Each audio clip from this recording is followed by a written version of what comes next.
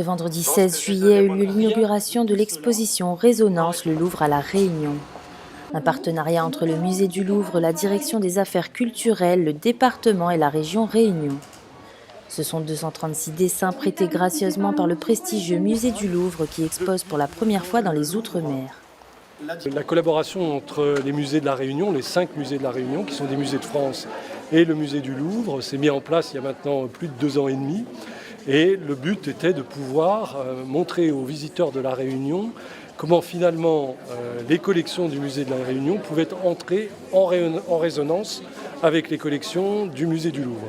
Et donc nous avons invité chacun des directeurs conservateurs des 5 musées de la Réunion, le musée Léon Dierks, le muséum d'histoire naturelle, le musée de Villèle, le musée Stella Matutina et le musée des arts décoratifs de l'océan Indien, à venir finalement faire un choix dans nos collections et essayer de faire dialoguer les collections du Louvre avec leurs collections.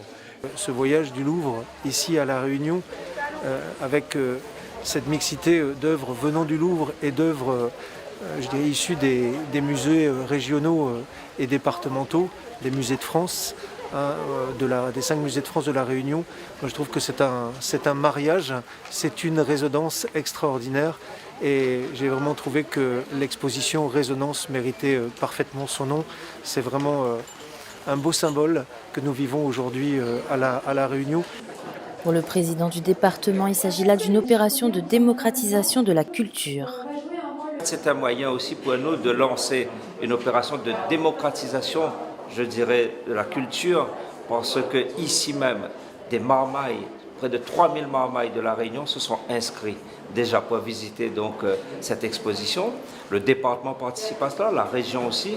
Nous voulons faire en sorte que, alors même qu'il y a cette crise sanitaire, qui nous pénalise, qui rend le monde culturel parfois inaccessible, eh bien nous voulons aller vers les Réunionnais en leur proposant ces belles œuvres venues de Paris. Une exposition exceptionnelle qui a nécessité des aménagements pour la Réunion qui se trouve en milieu tropical. Il a fallu évidemment gérer au plus près les conditions d'hygrométrie, les conditions de luminosité dans les musées. Nous avons fait suivant les normes qui sont celles des règles de l'art, en lien étroit avec le musée du Louvre. Nous savions déjà le faire. Hein. Nous avons 3 musées qui sont labellisés Musée de France, qui conservent des collections qui sont très, très fragiles, mais nous avons été encore plus pointus, plus exigeants s'agissant d'œuvres que nous accueillons et pour lesquelles nous ne devons prendre aucun risque. L'exposition Résonance sera visible dans les 5 musées de l'île jusqu'au 15 octobre prochain.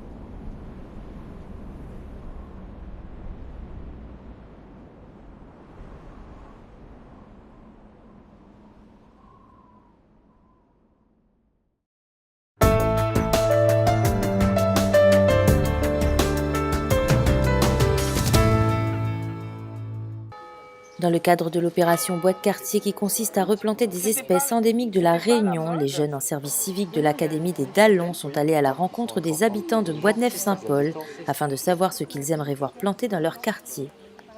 On vient voir les gens pour poser des questions, pour savoir ce que eux-mêmes on veut eux-mêmes. On veut bien ici à Bois-de-Neuf des pieds de bois endémiques et des pieds de bois, leurs souvenirs avant peut être fruitiers, tisanerie, aussi beau à voir. Pour Adèle Audon, conseillère départementale, il s'agit là d'une action à double vocation.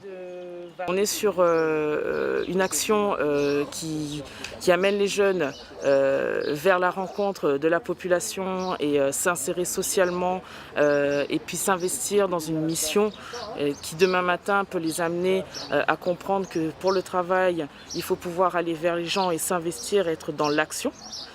On a un autre axe qui est cet engagement que le département a pris sur le plan 1 million d'arbres, où le choix des arbres ne se fait pas sans la concertation de la population. Donc vous aurez bien compris qu'aujourd'hui, les jeunes de l'Académie des Dallons vont à la rencontre des habitants de Bois-de-Neuf pour comprendre et essayer d'étudier quelles étaient les espèces qui existaient et que les gens aimeraient revoir, soit chez eux, soit au niveau de la ville, soit au niveau du quartier. Une initiative très appréciée par la population. C'est important parce qu'on fait vivre le quartier avec les gens du quartier. Et moi j'aimerais bien par exemple fleurir les ronds-points, fleurir devant les mairies, les églises, pour que ça fasse joli. Et les arbres aussi, parce que bon, on a besoin d'arbres pour l'ombre, pour les oiseaux et tout ça. Mais c'est vrai que les fleurs, quand on arrive dans un quartier où c'est fleuri, on fait waouh. C'est ça, c'est la beauté des yeux avant tout. L'opération Bois de quartier qui s'inscrit dans le plan 1 million d'arbres du département se poursuivra ce samedi 24 juillet sur la place de l'Église et le mercredi 28 à la bibliothèque. L'action fera l'objet d'une restitution partagée avec les habitants.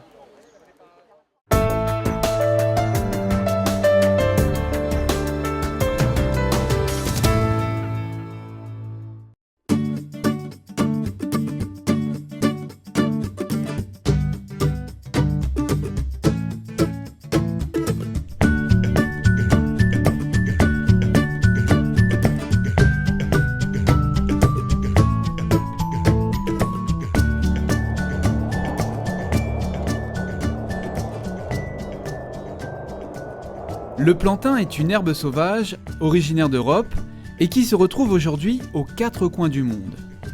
À La Réunion, il existe le gros plantain, reconnaissable par ses larges feuilles, et le petit plantain, au feuillage plus allongé. Le plantain. À La Réunion, on a 2 qualités plantain. On a le gros plantain, qu'on trouve plutôt dans les bas, aussi comme là dans les hauts, parce que le monde a semé, ou bien les oiseaux l'apportent le grain. Il nous reconnaît à lui parce que le feuille est plus large par rapport aux petits plantains que nous trouvons dans les hauts, dans le carogéranium ou dans le carocane. Donc ça là, le gros plantain, on appelle ça plantain major. Il vient peut-être d'Europe ou là-bas, pays d'Afrique. Le monde amène ça au début quand on arrive à La Réunion, il a propagé.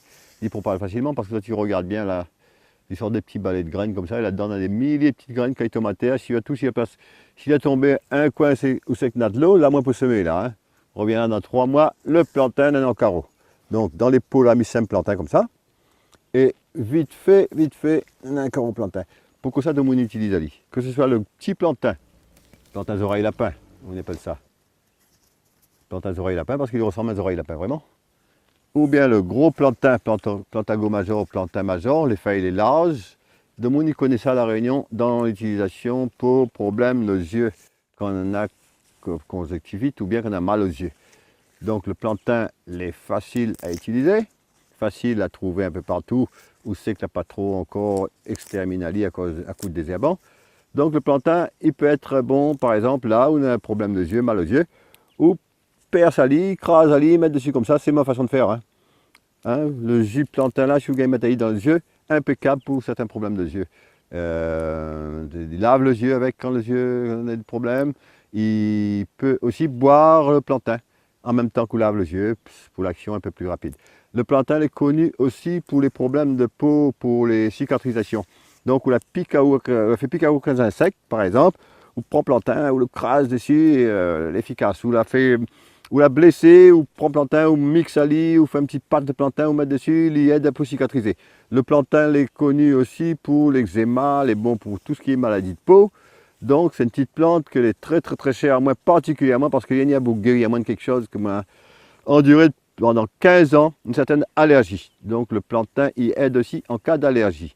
Le plantain il est bon aussi pour les diarrhées, les racines, les feuilles, tout il est bon pour le diarrhée. Le plantain il est bon aussi, il fait arrêter les diarrhées et en même temps les graines de plantain, quand le monde est constipé, vous mettez tremper les graines, les gonfler ou à la lit.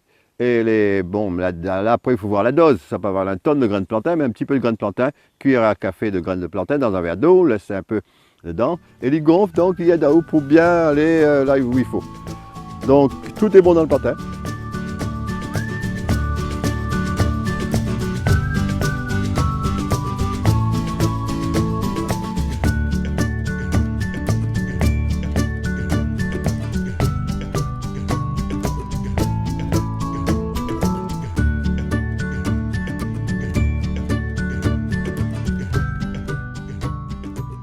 On a le choix, soit nous mettre carrément la tige comme ça dans une grande bouteille et puis nous mettre comme ça une tige de plante. Là c'est bois d'arnette que nous mettons dans macération d'une bouteille. Ou bien couper en petits morceaux, de coupe à ligne. Branle blanc, les connus pour ses effets macération dans l'alcool pour les douleurs. Pas confondre avec le branle que nous trouve plus souvent dans les Hauts de l'île.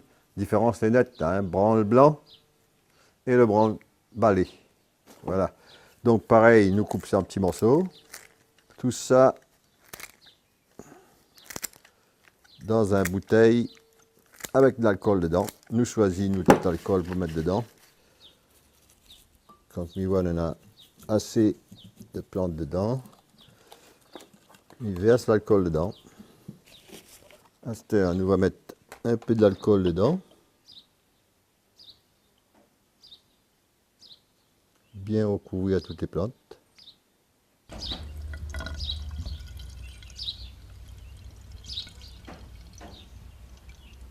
Après, boucher, laisse aller côté d'un coin où c'est qui fait chaud, ça au soleil, et puis nous retourne à lit tous les jours un petit peu pendant 15 jours. Et dans 15 jours, il est bon pour frotter, pour douleur.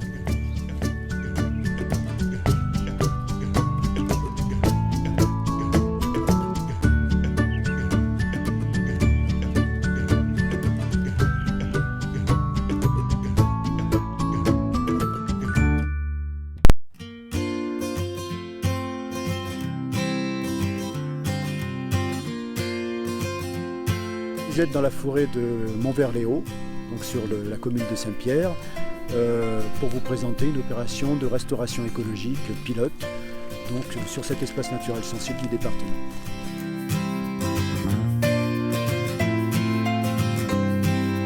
C'est un projet qui s'inscrit dans le programme de plantation 1 million d'arbres du département. Alors vous vous trouvez dans une forêt là, qui a été acquise par le département en 1997 pour la protéger, puisque à l'origine cette forêt était menacée par un projet de défrichement. Donc l'ensemble de cette forêt devait être rasé pour mettre en place des prairies d'élevage. Donc le département est intervenu pour la préserver durablement. Malheureusement, dans cette forêt primaire qui est inscrite au patrimoine mondial de l'UNESCO, vous avez une enclave d'anciennes friches de prairies dans laquelle on se trouve actuellement, dans laquelle vous avez des espèces exotiques envahissantes qui petit à petit vont proliférer, se développer, puis envahir la forêt environnante et risquent de la détruire. Donc on intervient sur cette friche qui fait environ 6 hectares pour cicatriser en fait le milieu, c'est-à-dire qu'on va reboiser cette prairie avec des espèces indigènes pour refermer le milieu, pour refaire une peau si on veut et permettre à la forêt de s'installer. Et à terme on aura donc reconstitué la continuité écologique de tout le massif qui s'étend depuis la plaine des Grecs jusqu'à Notre-Dame de la Paix, sur 800 hectares. Alors pour ce projet qui fait 6 hectares, là nous en sommes à la phase des essais préliminaires, des essais de mécanisation et de plantation. Pourquoi? C'est parce qu'il y a des incertitudes par rapport au sol, par rapport au climat, par rapport aux espèces qui vont tenir ou pas tenir. Donc avec l'équipe de la SPL, on fait des essais de plantation en ligne à la mécanisation, après gyroboyage, et on va encore faire des essais de plantation en ligne avec un pic à canne, c'est-à-dire qu'on va faire un sillon et on va planter dans le sillon. Pourquoi? Parce que lorsqu'on plante un arbre qui coûte 10 €, il faut dépenser 40 € à 50 € pour en assurer l'entretien. Sinon les espèces invasives vont se développer, puis finalement vont finir par étouffer l'arbre et le tuer. Mais cet entretien coûte très cher. Donc l'essai consiste notamment à faire des essais de mécanisation pour limiter les coûts.